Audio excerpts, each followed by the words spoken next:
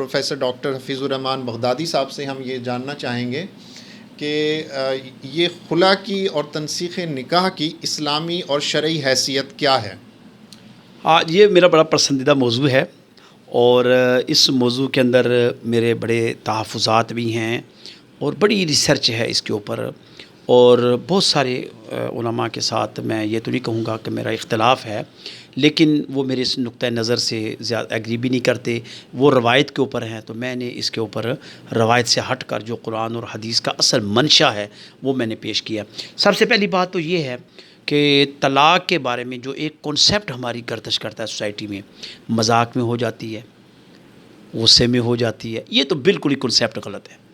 طلاق کے لیے پوری پلاننگ جب تک نہیں ہوگی، وَإِنْ عَزَمُوا الطَّلَاقَ فَإِنَّ اللَّهَ سَمِيعٌ عَلِيمٌ، اس وقت تک طلاق وقوع پذیر ہوتی نہیں۔ آپ حیران ہوں گے کہ مجھے اس وقت تک 40 سال ہو گئے ہیں اس فیلڈ کے اندر، مجھے ایک طلاق ایسی نظر نہیں آئی جس کو میں کہوں یہ عین شریعت اسلامیہ کے مطابق طلاق ہے، ایک طلاق بھی نظر نہیں آئی۔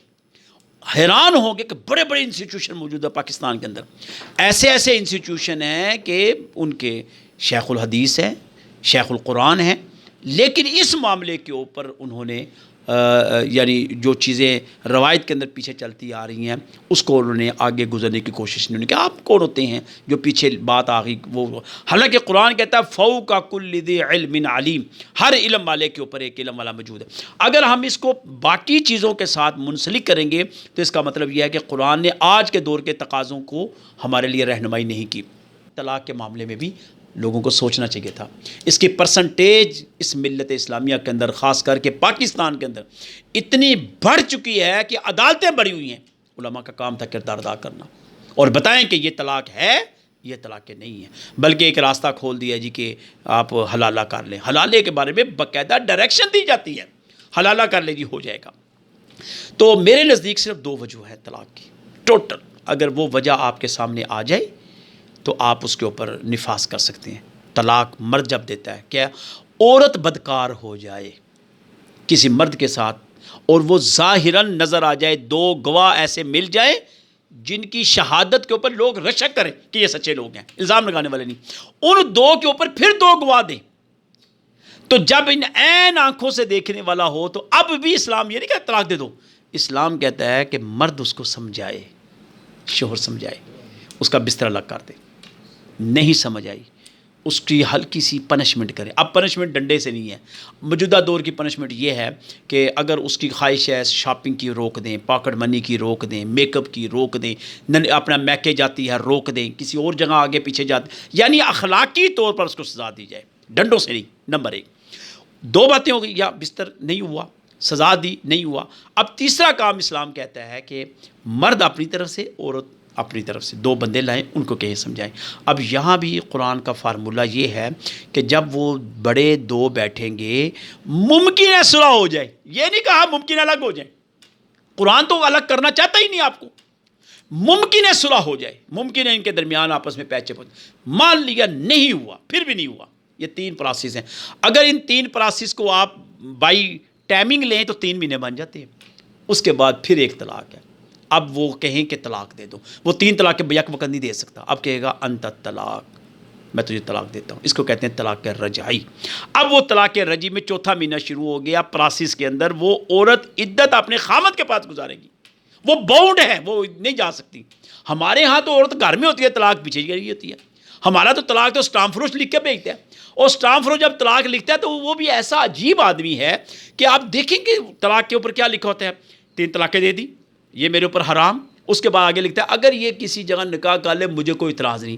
میں نے کہا اس کی کیا ضرورت ہے کہنے کی، جب تو نے طلاق دے دی تو نیچے تو ڈائریکشن دے رہے ہیں، تو کون تھا ڈائریکشن دینے والا؟ آپ دیکھ لیں سب اسٹامپ نکال لیں، اور وہ اسٹامپ عدالتوں کے اندر موجود ہے اور کوئی جج نہیں بولتا۔ یعنی یہ میں آپ کو ایک فالٹ بتا رہا ہوں، کوئی جج نہیں بولتا کہ یہ کیا چیز ہو رہی ہے، کہ بھئی آپ کسی طریقے سے یہ تو دیکھو کہ آپ نے اس کو طلاق دے دی، بات ختم۔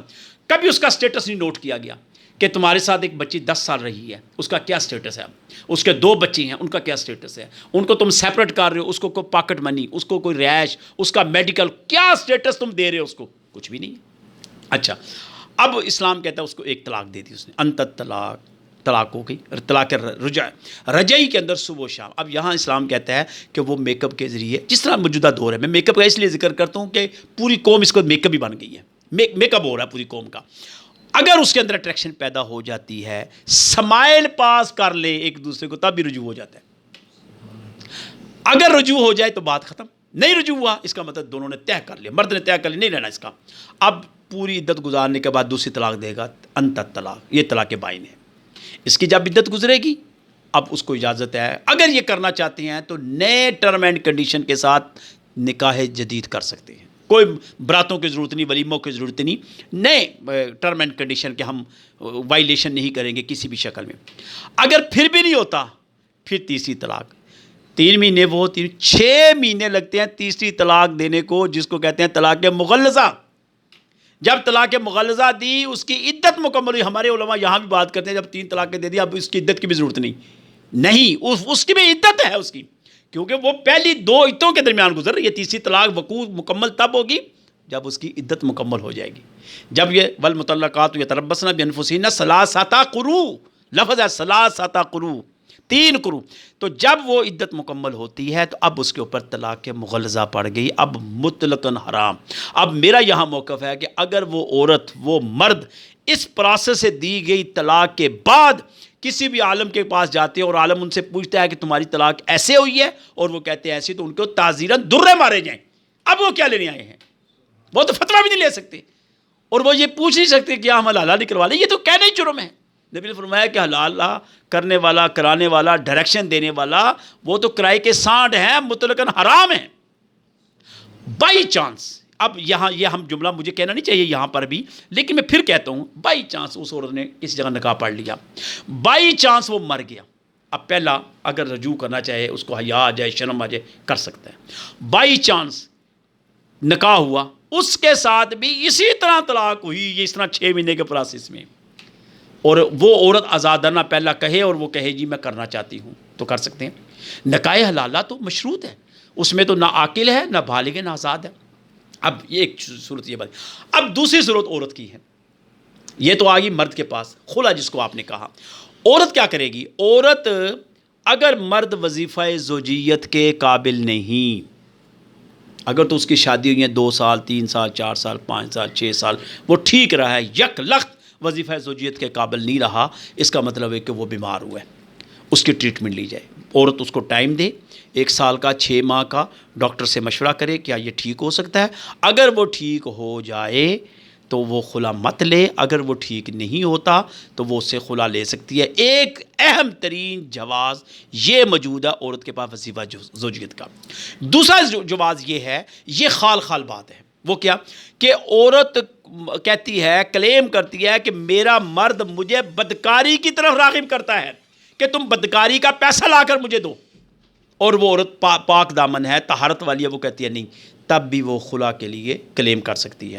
لیکن اگر وہ تشدد ہے، مار کٹائی، اس میں اسلام کہتا ہے کہ جو عورت اپنے بد اخلاق عورت مرد کے ساتھ گزارا کرتی ہے وہ جنتی ہے. نبی نے فرمایا کہ جو مرد بد اخلاق عورت کے ساتھ گزارا کرتا ہے وہ بھی جنتی ہے، لیکن بد کردار کے ساتھ نہیں. بد کردار کے لیے اور اسلام نے طلاق کی شکل، خلا کی شکل میں ایک راستہ کھول کے رکھا ہوا ہے.